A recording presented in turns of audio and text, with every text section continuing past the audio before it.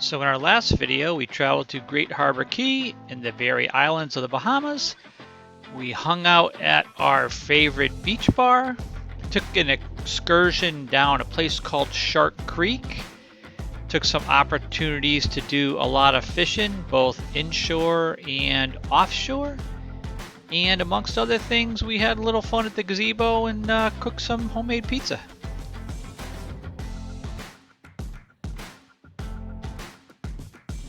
In today's video, we head out of Great Harbor Key in the Berry Islands. We head south down toward Hoffman's Key. It's where we spend the night. We have a nice little bonfire in Devil's Key, and the boys do well doing some lobstering. And then I've got to kind of take a trip, take care of Mom, and also we do some chores around the marina.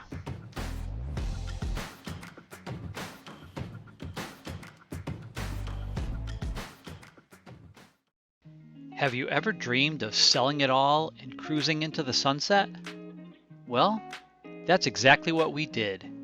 It's no fun going it alone though, so why don't you join us for the ride? Heading out of Great Harbor Key today on a kind of a low wind day. We're going to visit Hoffman Key, which is about 2 hours, I would say, at 7-8 knots, 2.5 maybe. And things look good. We'll spend the night there. Just anchor out, maybe do a fire on the beach.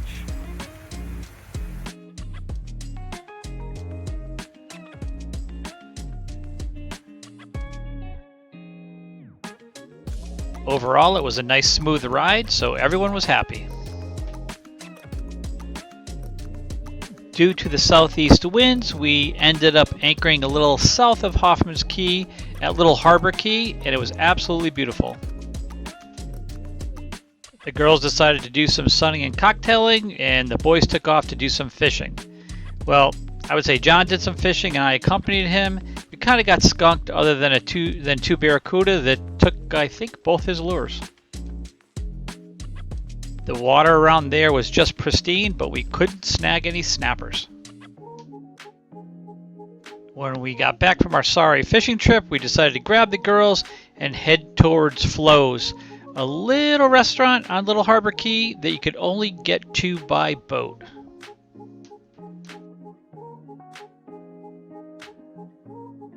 At the time, the tide was going out, so it was approaching low tide, and we could only take the dinghy there.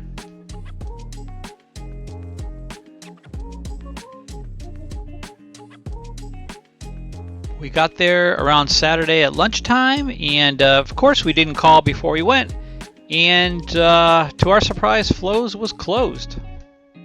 So pro tip, call Flo's before you go. So obviously with Flo's being closed, it doesn't look very nice, but when it's open, it's got a gorgeous view, all the windows are open, view of the channel. Definitely go there, but make a reservation.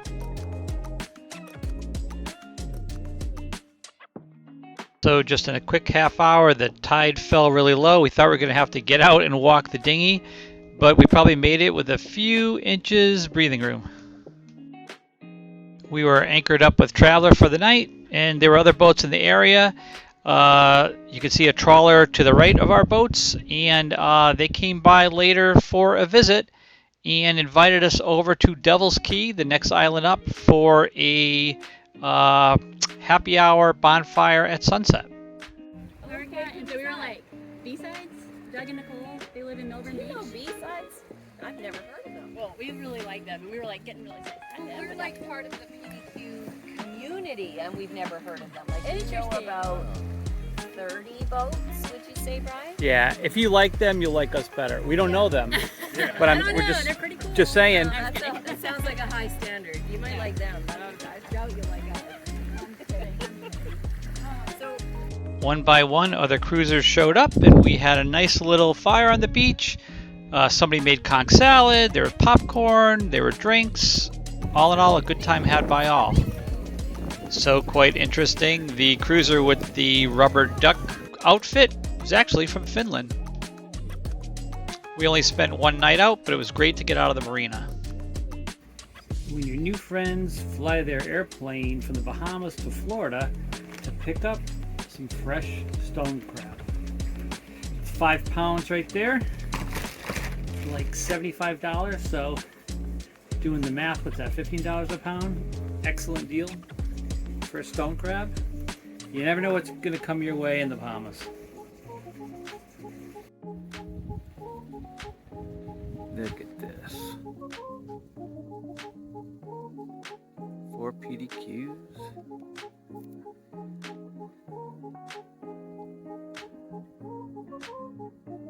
And headway.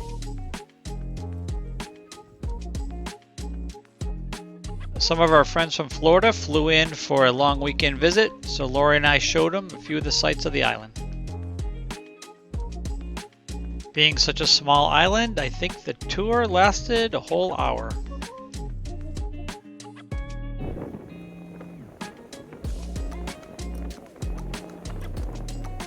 While we were entertaining our friends, the rest of the group went out and did some lobstering. And look at what the cat dragged in. The one that John is holding is an absolute unit. I've never seen a spiny lobster this big. And Dick's lobster is not too shabby either.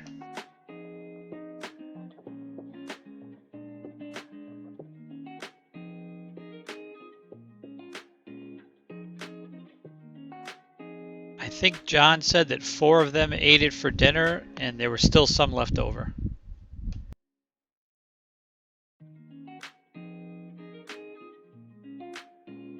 So I don't know if I've ever mentioned how full of potholes the roads are in Great Harbor Key. Well, let's just say they're a little bit dangerous for the clumsy.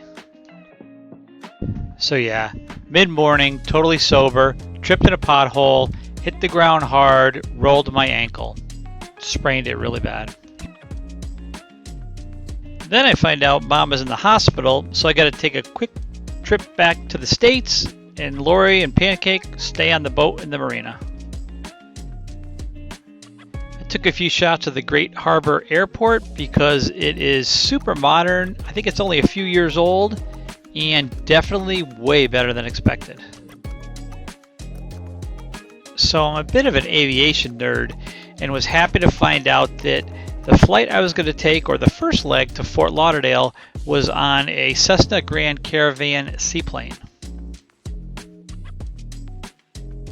Sadly, we were taken off from the runway and not the water, but it still was a great experience on a beautiful plane, air conditioned and very smooth. I think there were only about 5 passengers on board, so it really felt like flying private. Here's a nice view of the Great Harbor Key Marina and very protected anchorage. And as we were leaving the Berry Islands, it was kind of cool to fly over Coco Key, where the cruise ships have their private island. Coming into Fort Lauderdale, we got a nice view of the Hard Rock Hotel and Casino. Well, apparently the pilots liked the view as well.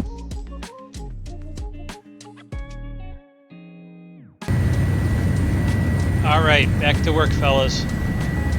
So again, we were landing on runway and not water. Once at home, we got to have dinner with my brother. Got a fresh 8 inches of snow, hung out at Mom's house, saw Mom at rehab, then attended the annual Cepatelli pasta baking party. Finally got to meet my great niece before coming back to Great Harbor Key. Oh yeah, and I got COVID too. So I flew back connecting in Nassau. I had 3 hours before my layover to Great Harbor. Hung out outside the airport for lunch. It was beautiful. I know there's some warnings from the U.S. government, but nobody approached me, never felt unsafe, anything like that. It's probably just, if you're going to mess around in the city, in the bars with drugs, then you're going to get yourself in trouble. In contrast to my flight to Fort Lauderdale, this flight was on Flamingo Air, older planes, I think circa 1970 Beechcraft commuter planes. Very old inside, very dated, crazed windows. Not the best airplane I've ever flown on.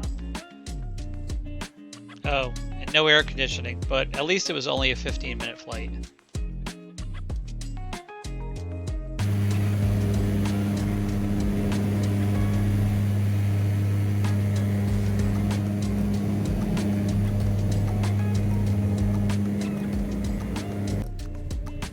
After 3 weeks away, it was great to be back in the Bahamas and to be greeted by some old friends and some new ones. Oh, there's 4 of them.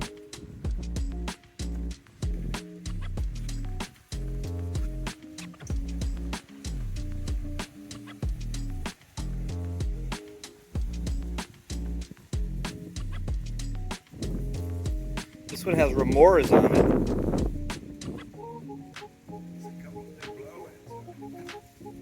He's got barnacles. Oh no, propeller marks.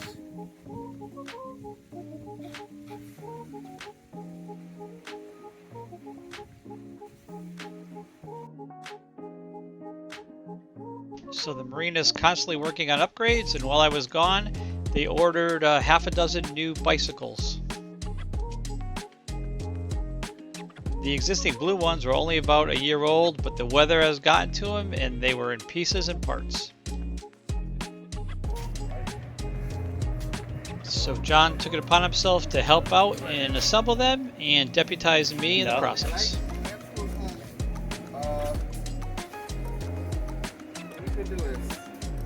These new ones sure are pretty.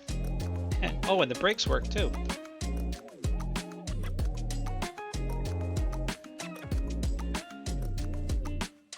So in line what I mentioned about Bahamas generosity, there's a boat that came in with a lot of fish, and Maurice and Renee on NORCAT got to talking to them, and they gave them a whole bunch of wahoo and snapper. And Maurice and Renee invited us at the gazebo that night for a fish fry. Everybody brought their own side dishes, and the side dishes all ended up being rice, so we called it a rice meal. What a treat.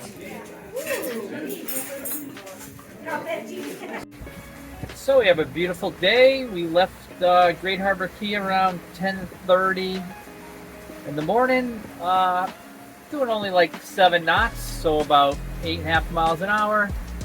Slow cruise, less than 1 foot seas. We are on our way to Comfort Key in the Berry Islands, and we're going to stage there tonight. We have a number of PDQs with us actually, so we're like the 5th boat. And tomorrow we are headed off to the Exhumas, probably to Shroud Key, one of our favorite places. So, as you can see behind me, pretty nice blue-green aqua water today. I'm looking forward to getting down to the Exhumas. Comfort Key anchorage. There's just like a good dozen boats here.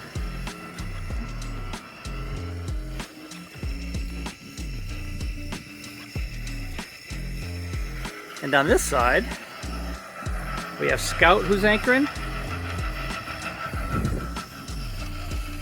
Oh, Easy Riders. Fancy meeting them here.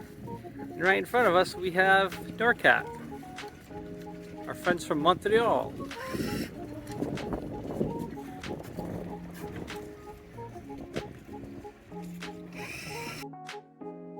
So we have a good weather window tomorrow, and we're going to travel from the Berry Islands to the Exuma chain, which takes us south along this red line over very deep water. So we expect 3-foot seas and a little chop. We're going to pass New Providence Island that Nassau's on, and then we're going to hit the green line and be on what's known as the Bahama Bank, or Exuma Bank, I believe. And that will take us down to Shroud Key. Hopefully it'll be more smooth because you're only in about 15-20 feet of water.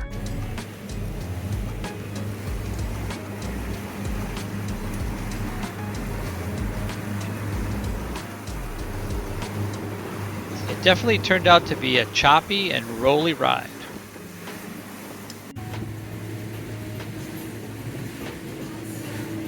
On the outside of Shroud Key and the Exumas, we saw some very big yachts, and I recognized the Aviation, which is the support yacht to Jeff Bezos' 400-foot sailing yacht, which was not there, but for some reason the support yacht was. So after a long and bumpy 8-hour trip to the Exumas, we were happy to all be anchored in Shroud Key and had a celebratory evening cocktail party on island time.